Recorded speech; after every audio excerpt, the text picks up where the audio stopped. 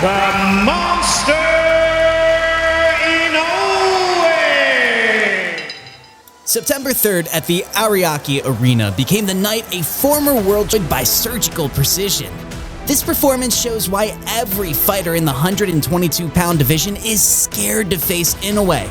And it proves that some boxers operate on a level that makes other champions look like absolute amateurs. What made Inoue fight like a completely different boxer in round 1?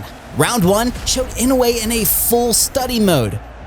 Both fighters had what commentators call a fill-out process. They were judging range and distance like chess masters. Doheny came out looking sharp. He used his southpaw stance and veteran tricks to mess with the monster's rhythm. For a moment, it looked like experience could beat explosive power. The 37-year-old veteran was really good at faking punches. He would make his opponent reach, then punish them with that dangerous left hook. But Inoue was ready for those veteran tricks. The Irish-Australian fighter was looking for that backhand to sweep around Inoue's guard. Meanwhile, the monster was studying and respecting the power of the former WBO champion. Inoue used a downloading strategy. Every Doheny fake punch got stored in his mental computer, every defensive move got filed away, every counter attempt was noted. While Doheny focused on winning rounds, Inoue, he was gathering information. He was willing to lose early points to study his opponent's patterns. The monster's approach was like a boxing scientist. He watched how Doheny reacted to different pressure before using that perfect game plan. When did the veteran realize he was in serious trouble? Round 2 brought the first real look at the monster's power. Commentators spotted a big weakness. When Inoue threw right hands to the body, his lead hand would automatically drop. This created openings for counters. Doheny tried to use this flaw right away. He started timing those moments when Inoue's guard dropped. He was looking for his best punch, that backhand counter. The turning point came when Doheny got rocked by a short counter left hook. Suddenly, the veteran realized there were holes in the monster's defense, but it also showed his own defensive problems. Commentators noted that Inoue usually drops his opposite hand when throwing rights to the body. This creates chances for opponents to catch him and hurt him. Inoue's championship brain kicked in right away. He saw Doheny's counter pattern and fixed his defense. At the same time, he kept attacking the body. When Doheny got stunned by that counter left hook, Inoue showed pure killer instinct. He pressed forward with controlled aggression. And this moment showed the difference between good fighters and the great ones. Good fighters fix problems, but great fighters turn those same problems into weapons. What made Inoue's body attack so deadly? Round 3 showed Inoue doing what commentators called going down the body, that breadbasket.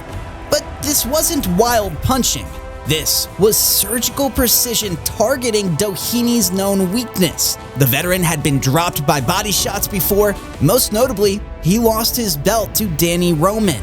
Roman was known as a devastating body puncher in the game. Commentators said how fighters could ill afford to get hit downstairs, but Inoue was using that exact weakness against his opponent. The monster began targeting the body with laser focus. He knew this was where he could hurt Doheny. The systematic punishment would build up throughout the fight. This would create openings upstairs as the veteran's hands dropped to protect his body. Inoue used a specific plan. He would throw his jab to bring Doheny's guard up. Then he would fire straight rights directly to the body with perfect accuracy. Each shot landed with sounds commentators described as punches that you could hear. That sick thud of knuckles meeting ribs and liver. He used footwork to cut off angles and trap Doheny against the ropes. The monster's body shot placement was so precise that every punch landed within a 2-inch targeted area. This showed the difference between throwing hard and throwing smart. Random power can be absorbed, but systematic targeting breaks down the human body like water wearing away stone. When did everyone realize Doheny was about to get destroyed? Round 4 marked the complete mental shift. Commentators noted Inoue starting to have a little fun now. He was getting into his rhythm with a pep in his step. This is when dangerous fighters become truly scary. They stop respecting opponents and start forcing their will. Inoue, bouncing in and out, he was changing pace and rhythm like a predator, playing with wounded prey. The broadcast team saw Inoue figuring it out halfway through this fight, and that straight right was finding a home on the face of Doheny.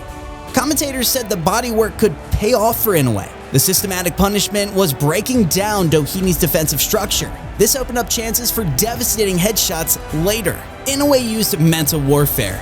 He would step back after hard body shots to watch Doheny's reaction. He was reading every wince and defensive change like a poker player studies tells. The straight right hand started finding its target on Doheny's face. Meanwhile, the bodywork forced the veteran's hands lower than earlier in the fight. This created the classic sign of a fighter being broken down. What made this mental domination so effective was Inoue's ability to change his attack patterns. Sometimes he would go to the body 3 times in a row. Other times he would fake the body shot and go upstairs. This turned Doheny's defense into a guessing game where every guess was wrong. How did Inoue turn a former world champion into helpless prey? Round 6 showed pure boxing art. The commentators perfectly captured the moment. That bodywork pins Doheny back against the ropes, and that's the difference right there. Inoue had found his perfect formula. Body shots to break down defense, then crisp combinations to the head when openings appeared. The broadcast captured Doheny's reaction at the end of the round. He dropped his elbow as he turned into what commentators called a human punching bag. Inoue was having his way right there at that moment. Commentators described how hard those shots were to see. They were fast and light, lightning quick. This created a rhythm of destruction where each combination flowed perfectly into the next. The systematic approach showed one of boxing's most deadly body punchers at work. He was breaking down a former world champion piece by piece with surgical precision. Inoue trapped Doheny in the corner. He unleashed what the broadcast called combinations. How crisp, how quick, and accurate those shots were. Pinpoint accuracy with each punch serving a purpose. Jabs to freeze movement, rights to the body to cause pain, hooks upstairs when the guard dropped. This showed what commentators meant when they said, when he wants to turn it on and turn it up, he can, like a switch. The sequence that ended round 6 was like watching a master pianist play a deadly song. Every note had perfect timing. Every combination at the start of round 7. The veteran's movement looked hurt from the opening bell. Commentators noted he took that step and said he tweaked his right knee, maybe even his back. Something happened with TJ Doheny after what looked like a clean body shot. This left everyone wondering how much the systematic punishment had affected the veteran's ability to keep fighting. The broadcast team described it as weird. Only 16 seconds into round number 7, the opponent became unable to continue. This made it a technical knockout victory for the monster. He remained undefeated and undisputed. After Inoue landed another body shot, Doheny's reaction was immediate and scary. Commentators described what happened. He said, "Hold up, he hit me in the stomach and just dislocated my back. He punched me through the spine." Whether from built-up damage or a specific injury, Doheny told the referee that he could not continue.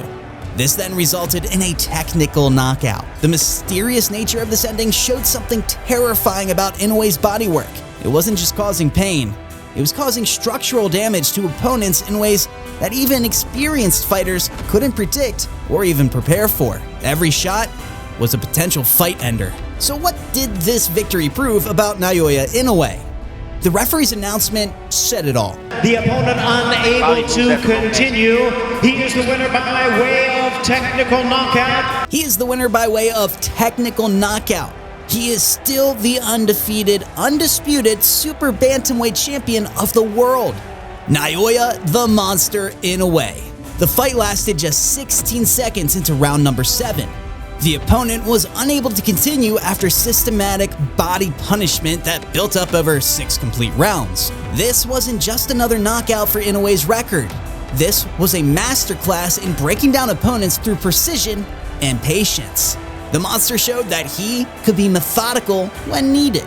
He could study opponents early, then systematically destroy them when the time was right. Inoue demonstrated complete control of the fight from start to finish. He downloaded information in early rounds, he implemented a systematic body attack in the middle rounds, He finished with devastating precision when his opponent's body finally gave out. The technical knockout came after what the broadcast called systematic punishment that left Doheny unable to continue. This performance showed why Inoue remains undefeated and undisputed. Some fighters just operate on a different level. Naoya Inoue proved once again why they call him the Monster. Subscribe to Knockout Kings Elite to see more breakdowns of boxing's most devastating performances.